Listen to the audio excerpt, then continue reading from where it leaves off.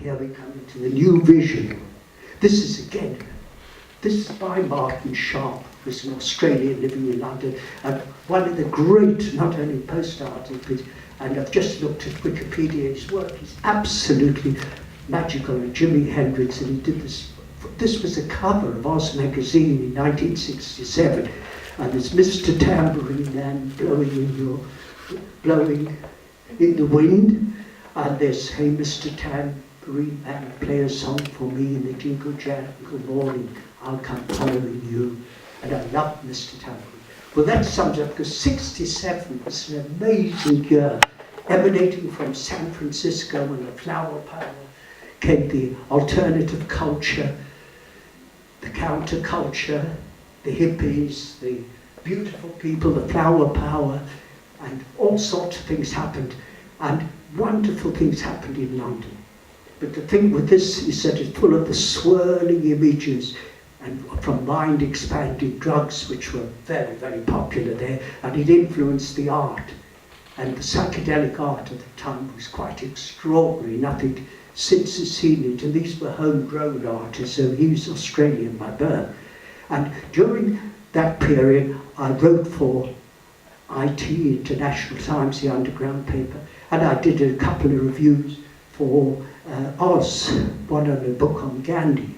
And Oz was full of amazing colour. And I was a theatre critic for International Times, and I reviewed all the underground theatre or fringe theatre in theatres like this, all sorts of extraordinary work, because it was also the abolishment from the Lord Chamberlain meant that things like hair came out, and lots of things you could say on stage you couldn't before.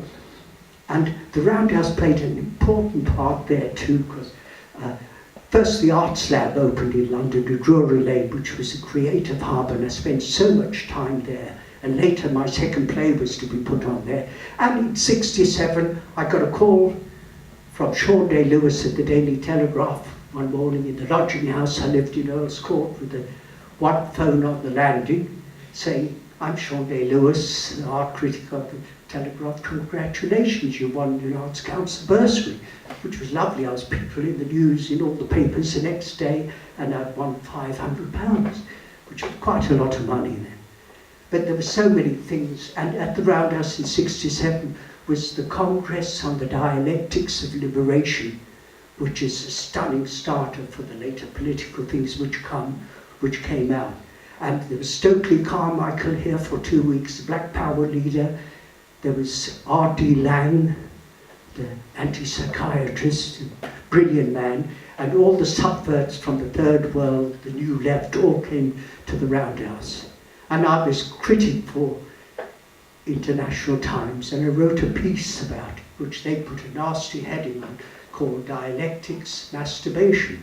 So I was saying that the conference was there to demystify human violence, but in the process many of the great names were demystifying themselves.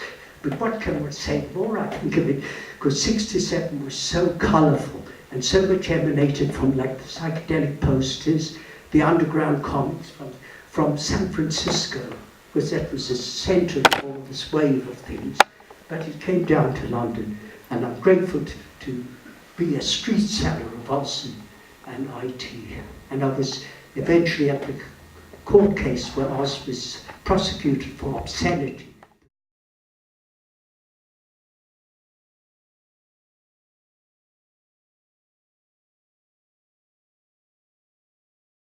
The UFO and the Roundhouse, it's got a lot of the groups I knew were Mark Boyle's Light Show, Central Laboratory.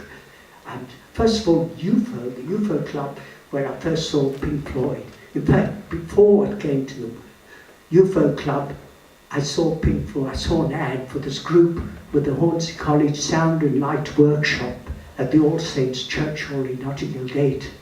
And I decided to go and see it. And wow, the Pink Floyd were amazing. I mean, the first time I'd seen people dancing with stroboscopic lighting. And they were in Tottenham Court Road in an Irish club called the Blarney Club on a Friday night was psychedelic night, and everybody came.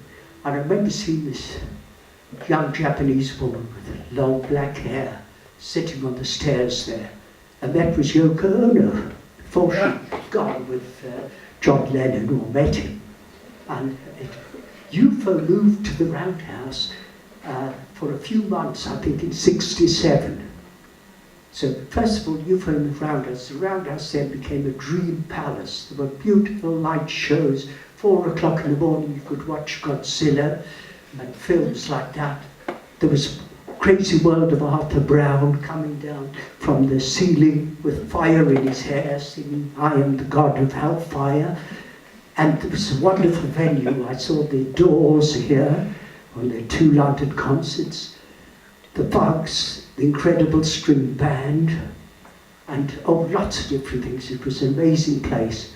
But the Roundhouse was more than that. It's when I had a play on at the Arts Lab in May '69 called Love Play, and a month later the Living Theatre came to the Roundhouse, posters up there, and did Paradise Now, and were half naked, an American troupe that toured Europe, and we ended up at the end of the performance in a big group in the centre of the stage where everyone came forward.